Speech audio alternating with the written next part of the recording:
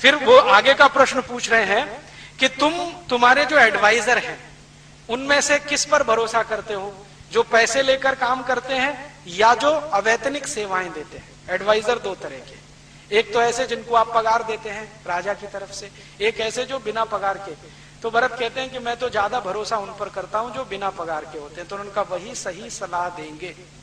जो तुमसे धन लेंगे, संपत्ति लेंगे, वो तुम्हारा मूड देखेंगे, तुम क्या चाहते हो वही बोलेंगे। तो आजकल तो हमारे देश में कोई प्रधानमंत्री अवैतनिक सलाहकार रखता नहीं है, सब वैतनिक सलाहकार हैं। मंत्रियों की सुविधाएं सभी सलाहकारों को हैं, तो प्रधानमंत्री को वो ऐसी ही सलाह देते हैं जो प्रधानमंत्री चाहते हैं, वैसे ही देश चलता रहता है। फिर राम जी आगे कह रहे हैं कि जब तुम मंत्रिमंडल की बैठक करते हो तो कोई मंत्री ऐसा तो नहीं कि जो अंदर की बातें बाहर जाके बोलता हो। तो भरत कह रहे हैं कि नहीं, मेरे राज्य में मंत्रिमंडल में तो कोई ऐसा नहीं है। तो राम कहते हैं ध्यान रखना, अगर मंत्रिमंडल की अंदर की बातें बाहर गई तो राज्य तुम्हारा टिकेगा नहीं। आज जरा देख लो, हमारे हिंदुस्तान में कैबिनेट की मीटिंग चल रही होती है, अंदर से कोई आ जाता है और न्यूज़पेपर वालों को बाइट देके चला जाता है कि अंदर ये हो रहा है। फटाक से खबर अगले दिन हेडलाइंस में आ जाती है। फिर सब एक दूसरे पे आरोप लगाते हैं, खबर कहां से लीक हुई हमें नहीं मालूम जी।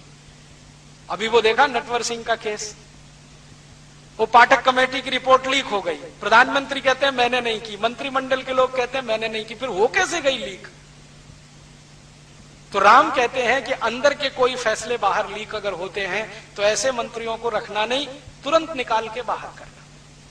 फिर आगे वो पूछते हैं कि तुम जब भी कोई योजना बनाते हो तो धन की व्यवस्था कैसे करते हो?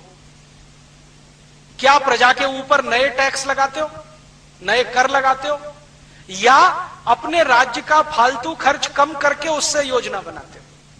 तो भरत कह रहे हैं कि मैं कोशिश करता हूं कि मेरे राज्य के फालतू खर्चे कम करूं और उसी से प्रजा के भलाई के काम करूं। नए टैक्स लगाने में मुझे विश्वास नहीं है, क्योंकि आप मानते हो कि ज्यादा टैक्स अच्छे नहीं है। तो राम कहते हैं टैक्स उतना ही की सरकार 12-13 टैक्स लेती थी, आजादी के 60 साल में अब 63 टैक्स हो चुके हैं, और फिर भी वित्त मंत्री का पेट नहीं भरता। हर समय कहते हैं और टैक्स लाओ और टैक्स लाओ। हर दिन उनका स्टेटमेंट रहता है ज्यादा से ज्यादा लोगों को इनकम टैक्स के नेट में फंसाओ, ज्यादा से ज्यादा लोग। 7,50,000 करोड़ रुपए हम हर साल टैक्स में भरते हैं, फिर भी सरकार का पेट नहीं भरता। राम जी कहते हैं कि फालतू खर्चे कम करो, उससे प्रजा का विकास करो। आज की सरकार के 90% खर्चे फालतू खर्चे हैं, ये सरकार खुद कहती है। हमारी सरकार ने एक शब्द विकसित किया है, non planned expenditure, unplanned expenditure. ये सब फालतू खर्चे हैं। फालतू खर्चे माने प्रधानमंत्री की पगार, प्रधानमंत्री का वेतन, प्रधानमंत्री के मंत्रिमंडल का वेतन, राष्ट्रपति का, मुख्यमंत्रियों का, राज्यपालों का, सरकारी अधिकारियों का, कर्मचारियों का, जिससे विकास का कोई काम नहीं होता। यह है अनप्लान्ड एक्सपेंडिचर। हमारी सरकार के कुल खर्चे का 90% यही खर्चा है, मात्र 10% प्लान्ड एक्सपेंडिचर है। राम जी इसको उल्टा कह रहे हैं, वो भरत को कह रहे हैं कि 10% खर्चा तो तुम्हारा अपना होना चाहिए सरकार का, 90% प्रजा के ऊपर खर्च होना चाहिए। अब श्री राम जी की कल्पना में मैं बजट बना रहा हूं,